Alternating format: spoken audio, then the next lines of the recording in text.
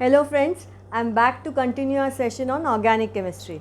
In our last session we discussed how to name the compounds, that is we discussed the various rules for nomenclature, that is assigning the correct name to the organic compounds, and we saw a few examples also. I think 10 examples we saw of how to name the organic compounds. Yes, then the different what are the aspects covered by a particular name, that is the root word, then primary suffix, secondary suffix, prefix, all this we had discussed. Okay. Now we will see a few more examples for nomenclature and then how to draw the structural formula if the name of the compound is given. Okay. So just we will continue with the compounds for writing the nomenclature. 10 we had done last time. Now we will continue with the compounds.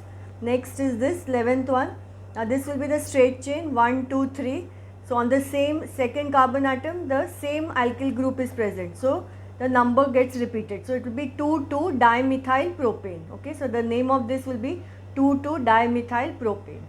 Now in this case, just see the numbering will start from this end because the branch is closer to this end. So it will be 1, 2, 3, 4 and 5. So parent will be pentane and on the second it is methyl. So it will be 2-methyl pentane. Okay.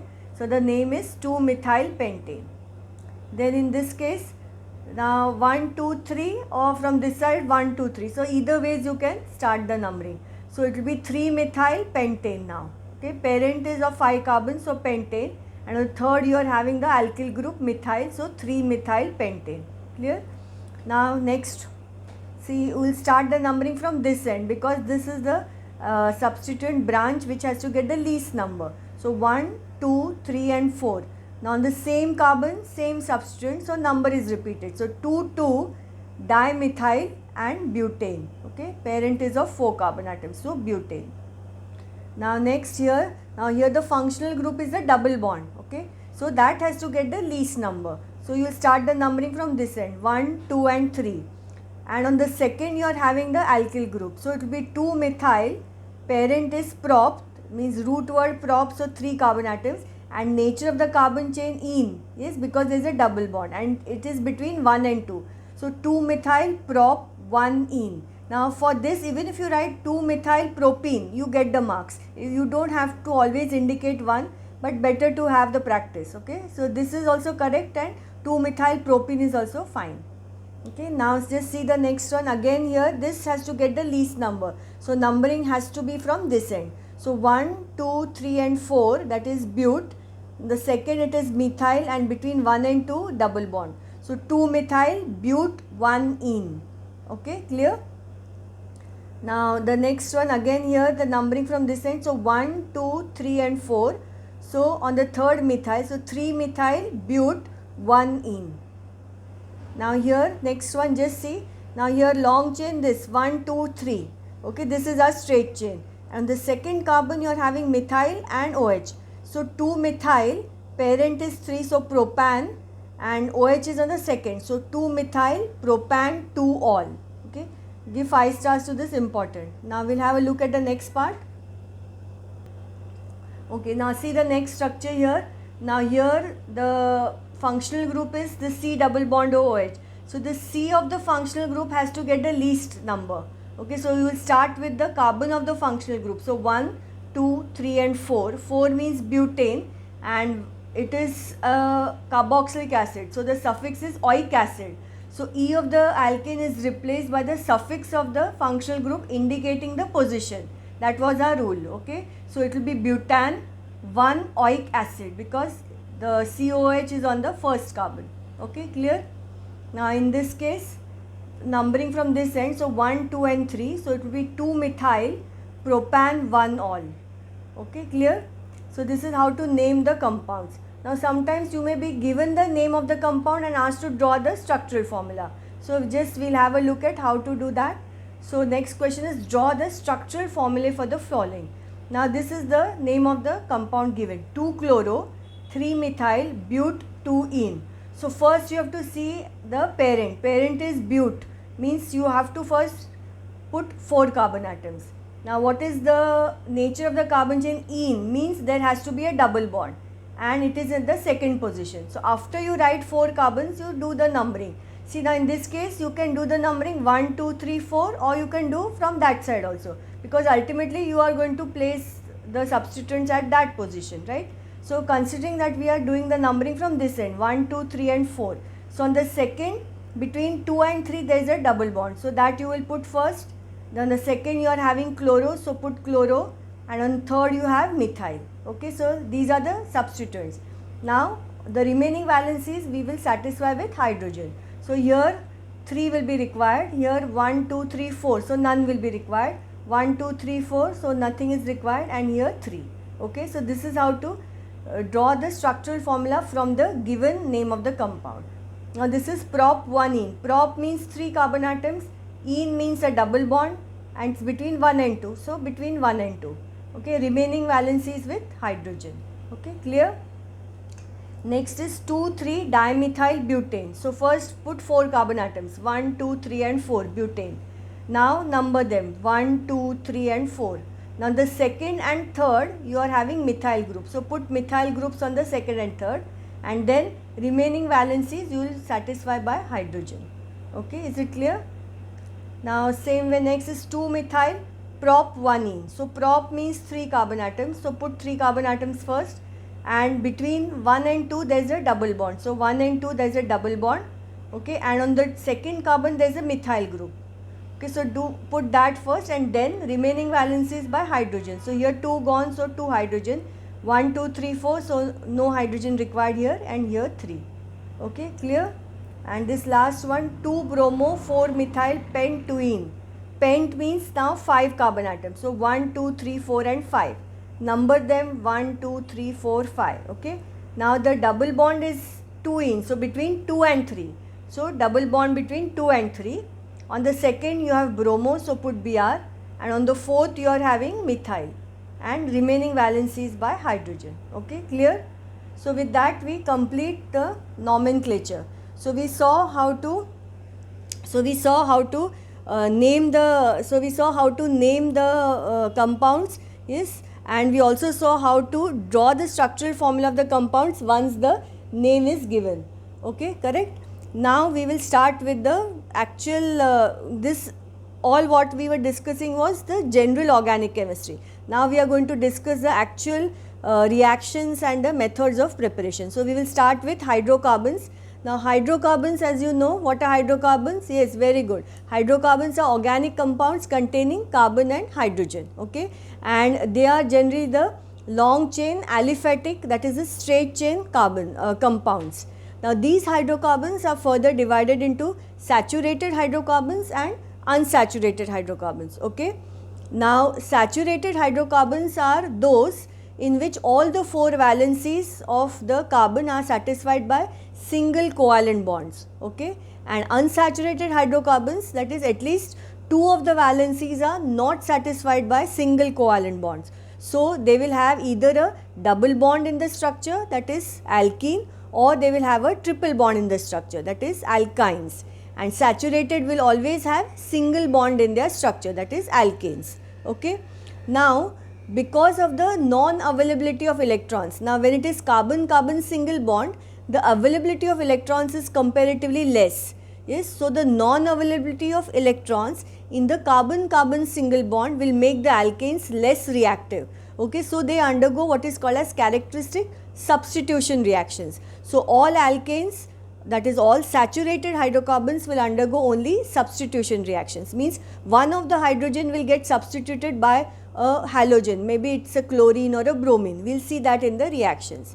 And the unsaturated hydrocarbons, the availability of electrons, okay, just understand availability of the electrons in the carbon-carbon double bond and the carbon-carbon triple bond will make them more reactive. So naturally alkenes will be more reactive compared to alkanes, and alkynes will be still more reactive compared to alkenes because they are having carbon-carbon triple bond in their structure. So that makes them more reactive, so they undergo characteristic reactions which are called as the addition reactions, means addition across the double bond or addition across the triple bond. We will see that when we are actually doing the reactions. Okay, is it clear? So we will have a look at the next part now. Okay, so just have a look here now, note down this hydrocarbons. They are aliphatic open chain organic compounds containing carbon and hydrogen only. They are divided into saturated hydrocarbons, alkanes, unsaturated hydrocarbons, alkenes and alkynes. Now this is an important question, give 5 stars to this. Differentiate between saturated and unsaturated hydrocarbons. So saturated hydrocarbons, special structural features, they contain carbon atoms joined by single covalent bonds. So C single bond C, alkanes. They contain carbon atoms joined by double covalent bonds, alkenes, or triple covalent bond, alkynes. Okay. Second point under this only, all the 4 valencies of each carbon atom are satisfied by hydrogen atoms forming single covalent bonds. Here the valencies of at least 2 carbon atoms are not fully satisfied by hydrogen atoms. And third point, this is very important point, the non-availability of electrons in the carbon-carbon single covalent bond makes them less reactive and therefore they undergo characteristic substitution reactions only. Now this particular point can be asked in form of give reason, that is alkanes undergo substitution reactions or alkanes are less reactive than alkenes. So you have to mention this point, very very important. And here the availability of electrons in the carbon-carbon double or triple bond makes them more reactive and therefore they undergo characteristic addition reactions only. Okay, clear? Now we'll have a look at the next point. Now continuing with our difference, yes, characteristic reactions, they will undergo substitution reactions involving direct displacement or substitution of an atom or a group of atoms by another atom or a group. For example, in alkanes, replacement of hydrogen by chlorine or bromine atoms. And here addition reactions involving addition of an attacking reagent like hydrogen or halogen across the double or the triple bond of an unsaturated compound to yield a saturated product. Now we will be discussing examples when we are actually doing the reactions of alkenes and alkynes. Okay, so what you have to remember is this question is asked many times in choose the correct option or fill in the blanks. That is, alkanes undergo characteristic dash reactions while alkenes and alkynes undergo characteristic addition reactions. Okay, so you should remember that. Now we'll start with the actual alkanes, that is the saturated hydrocarbons. Now why they are called as saturated, just now we saw, because all the 4 valencies of each carbon atom are fully satisfied by hydrogen atoms forming single covalent bonds. Okay, so this is asked many times for 1 mark as a give reason. Alkanes are said to be saturated hydrocarbons. Now these alkanes, they are also known as paraffins. Now this word paraffin, in Latin it is divided into param means little and affinus means affinity. Means all these alkanes, they have very strong carbon-carbon and carbon-hydrogen bonds. So because of that, what happens? They are relatively unreactive. So because they are unreactive, we say that they have less affinity to react with other atoms. So they are called as paraffins. Okay, so this is also asked in form of give reason. So you have to give 5 stars to both these, important for 1 mark each. Word paraffin in Latin, param means little and affinus means affinity. Since the alkanes contain strong CC and CH bonds, they are relatively chemically inert. Because they are relatively unreactive under ordinary conditions, they are called as paraffins. Okay, now we'll have a look at the next part. Now coming to the electronic structure and structural formula of methane and ethane. Now this we have done in chemical bonding, if you remember, this structure, electron dot structure. So this is the electron dot structure for methane. The cross indicates the electrons of carbon and dot the electrons of hydrogen. So they are shared here, and this is the structural formula of methane. So one carbon atom is joined to 4 hydrogen atoms by single covalent bonds. Okay, and for ethane, if you see, there is a single bond between the 2 carbon atoms and single bond between the carbon and hydrogen also. Okay, so the 2 carbon atoms are joined by single covalent bond. This is a single covalent bond, and the remaining 3 valencies of each carbon atom. See, this 1 valency satisfied, and these are the 3 valencies. They will be taken up by hydrogen atoms forming single covalent bonds. Okay, so this is the electronic structure for ethane, and this is the structural formula for ethane, Brans structural formula. Okay, now we will see the laboratory method for preparation of methane and ethane. This again is very, very important. Every year this reaction is asked.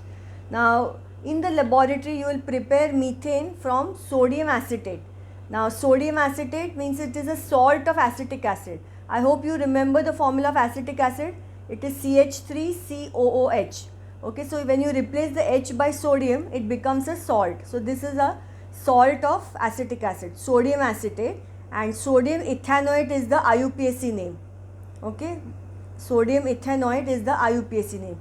So you carry out the reaction between sodium ethanoate or sodium acetate and soda lime. Now what is this soda lime? Just understand, soda lime is a mixture of calcium oxide and sodium hydroxide. Now why we are using soda lime? Because this soda lime is not deliquescent like sodium hydroxide, which is highly deliquescent, and also it doesn't attack glass. So reason for using soda lime, it is not deliquescent and also it does not attack glass. Okay, so this is your reaction, CH3COONA plus NaOH in presence of this calcium oxide, both together called soda lime, will form methane plus sodium carbonate.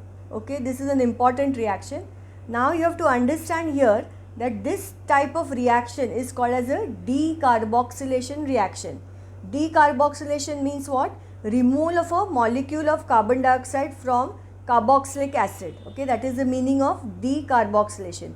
But here the CO2 is removed in form of carbonate. Okay, just understand. So this becomes a decarboxylation reaction. Okay, now here you have to remember the role of soda lime. So soda lime is a mixture of sodium hydroxide and calcium oxide. It is used in preference to sodium hydroxide since it is not deliquescent and does not attack glass. Okay, so this is the important reaction to prepare methane. Now we will see the next part, that is how to prepare ethane. Okay, so similarly we will see the lab method for formation of ethane now. Now ethane we will use the next in the series, that is sodium propionate or sodium propanoate. So this is the IUPAC name and this is the common name. Now you have to remember both the names because you should be familiar with both, because sometimes they may ask you give the reaction of sodium propionate with soda lime, okay, or sodium propanoate. Okay, so one is the common name, other is the IUPAC name.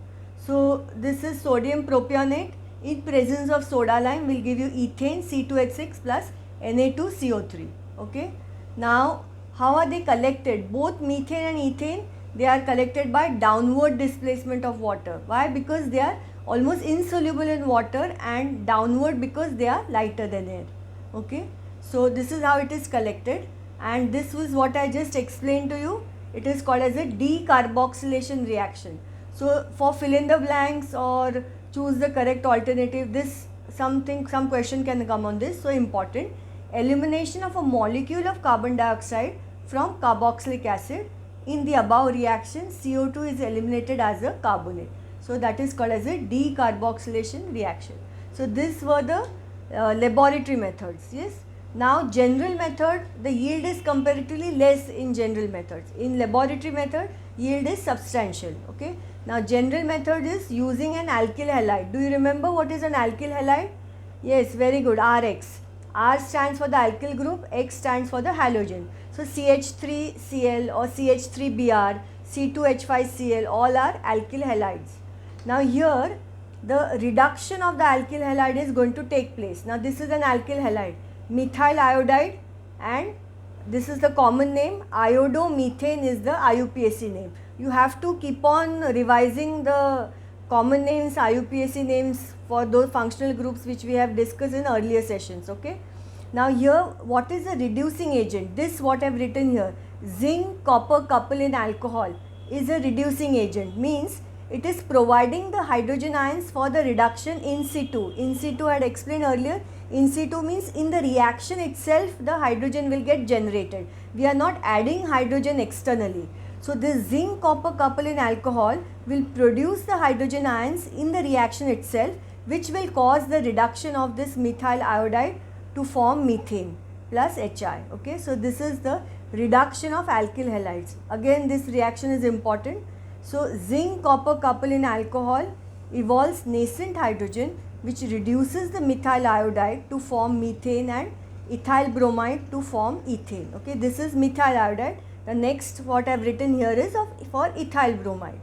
Okay, now you have to be very thorough with the reactions. Why? Because how the reactions are going to be asked, how will you carry out the following conversions? Say methyl iodide to methane, only this much is given.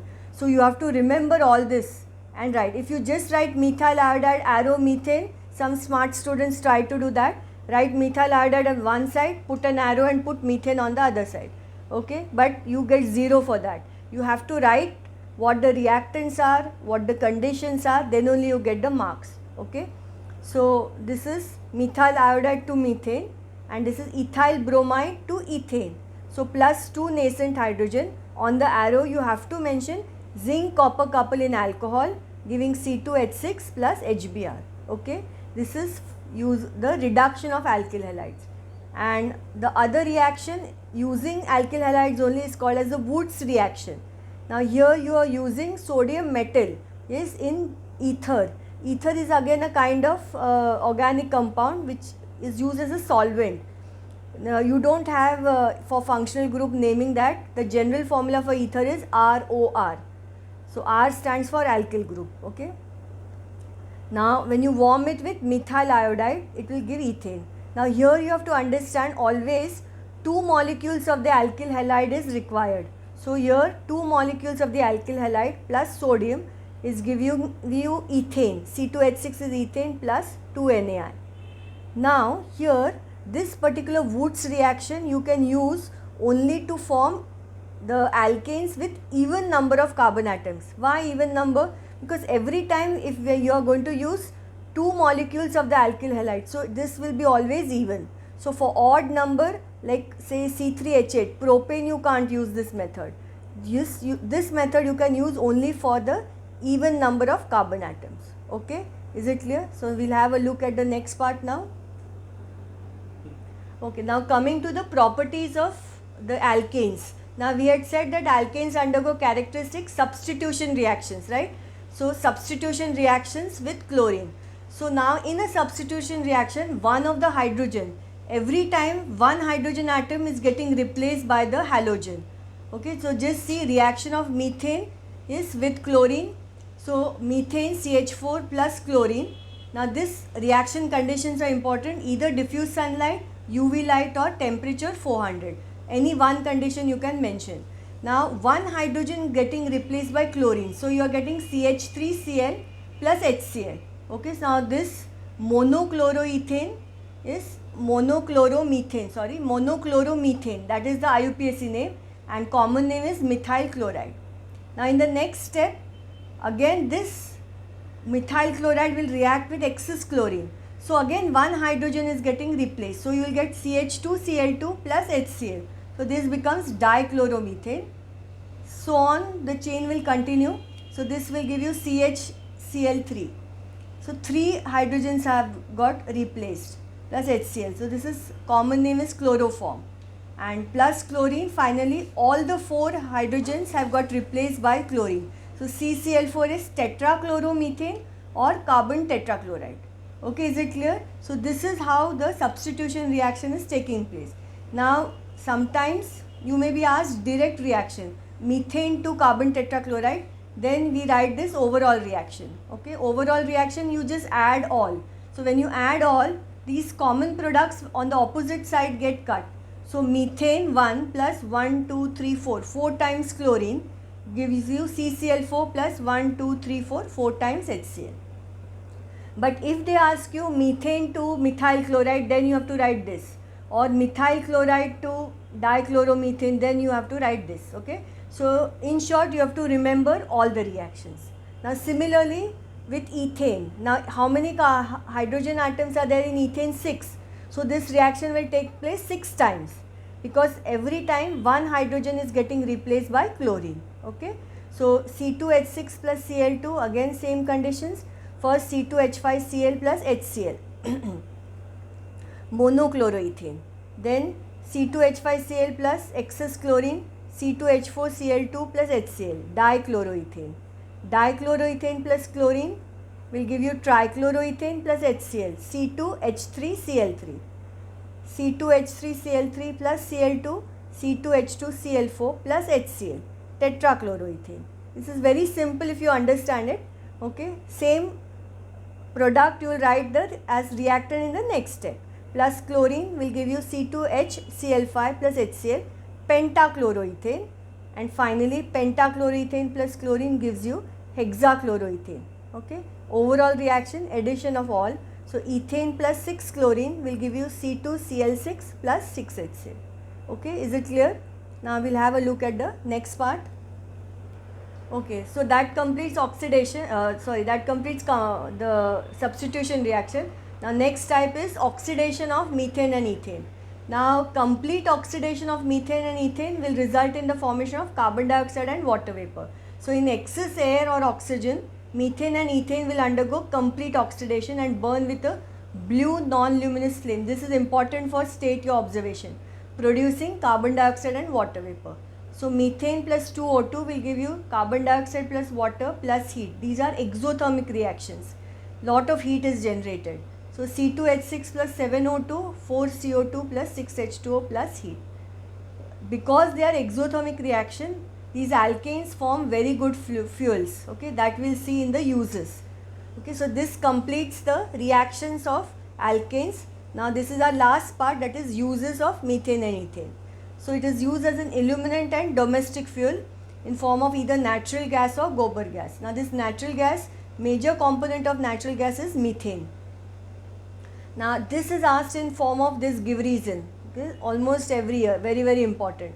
Alkanes form excellent fuels. So for that you have to write alkanes have high calorific value. Calorific value means produce lot of heat when undergoing combustion.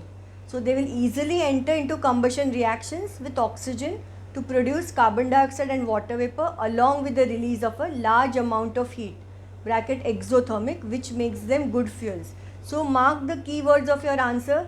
Calorific value has to be there in your answer, exothermic and large amount of heat. Okay, so it is forming good fuel. Then in the manufacture of chemicals such as chloroform, we saw this in the substitution reaction. Now this chloroform is used as a solvent for rubber waxes and also as anesthesia. Okay. Now if the misuse of chloroform, many times for kidnapping etc., you want to make the patient is unconscious, you use chloroform, you don't use it. Okay. Next is carbon black, used as a black pigment in shoe polishes, printers, ink etc.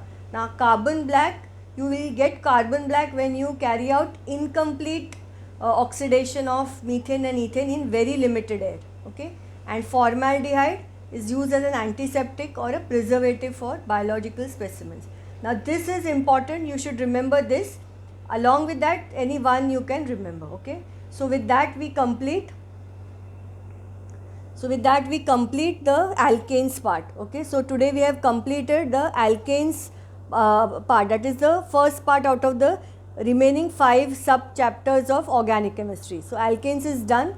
So next time we will continue with alkenes. So till then you revise all this properly, go through it. If you have any doubts, you can ask me in the Zoom session. Okay, so happy studying and stay safe and healthy in the house. Thank you.